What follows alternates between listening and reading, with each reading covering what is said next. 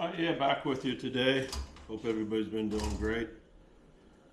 You know, trapping season's over now, so as far as the trapping goes, really slowed down. Got a lot of work to do to get the traps back in good shape for next year. So you know, I don't do it all at once. I kind of fiddle around with it from time to time. So I thought, you know, I might as well just go ahead and make a little video and show you some of the stuff that I do. So, you know, if you'd like to, go ahead and subscribe and like this video. I appreciate it a bunch. Tell a few friends.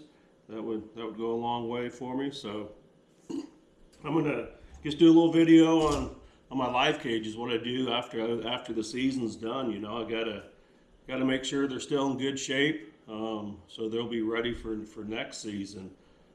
I really like these live cages. These cages, this particular one here is from F&T. It's a Freedom brand one. The biggest reason I like these, it's so easy to let animals go that I don't want to keep. You know, I basically turn the cage over. We've got the door here. The animal's inside of it. Turn it over upside down. Door opens up, animal goes running out, and hopefully they just keep on running. So it's not a big deal. It's a lot easier than trying to get them out of a foothold trap.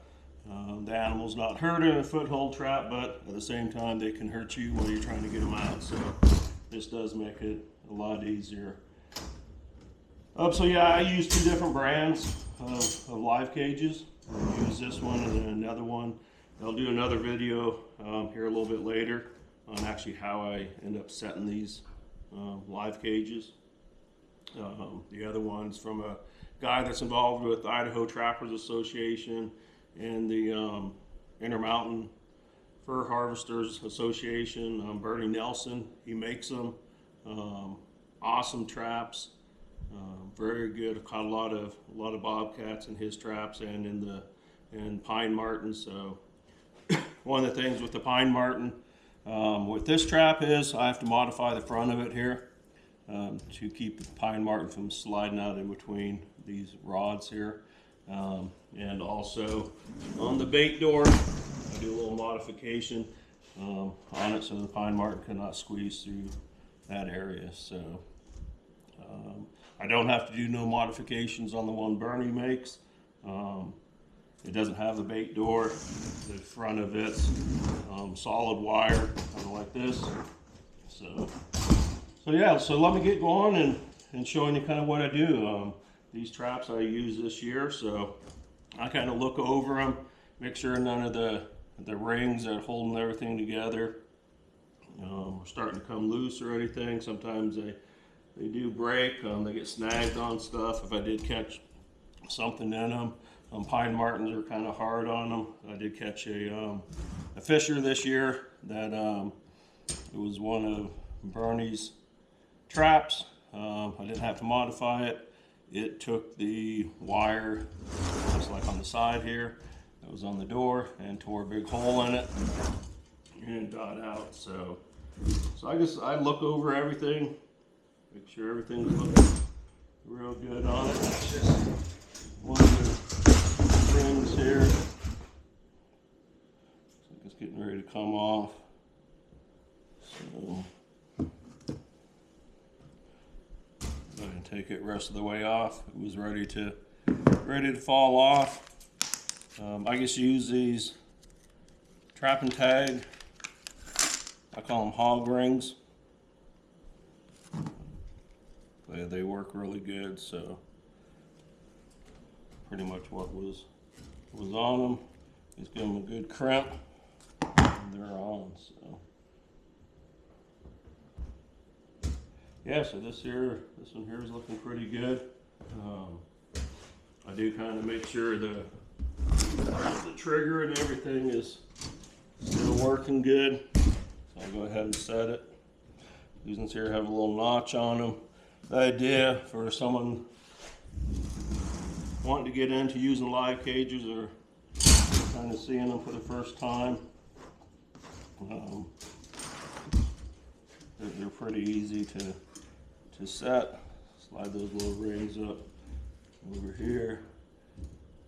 Set that on the groove there. The idea is bait's back here. Animal goes in. I catch bobcats in these, fox, skunks, caught a badger this year, a lot of pine marten. So, you know, you never know what you can have when you walk up to them. So the animal goes in, comes back here, steps on this pan, door comes down. They're in the cage. We've got plenty of food to eat, you know, so they're not going to get hungry. They're nowhere at all harmed by anything.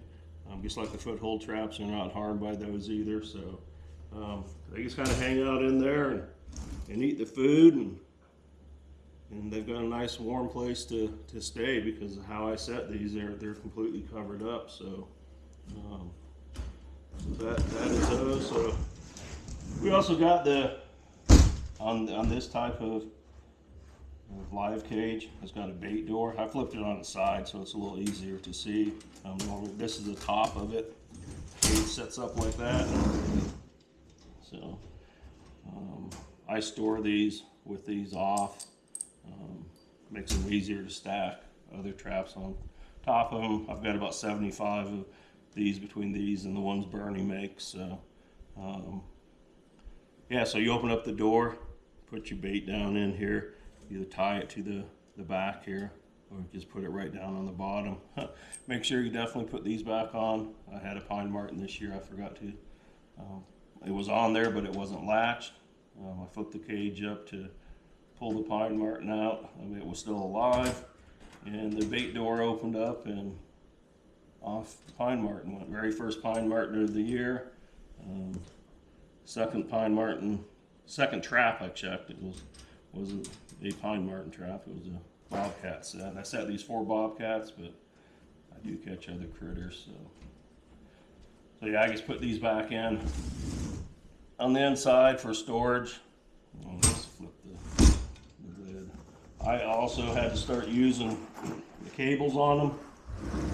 You know, some people out there in the woods think when they find things it belongs to them. Luckily for them, I did not find them taking it. They got it, took it and got away with it, so they won that time, but someday they will not win. So yes, all I do is I put these in through here, put them on. I got my trapping tag on the cable, my trapping tag on the cage. I usually use 2 or 3 tags on every trap just to make sure. I don't want something simple as a tag falling off to give Fish and Game a reason to give me a ticket. So it can be very costly without having your tags on them.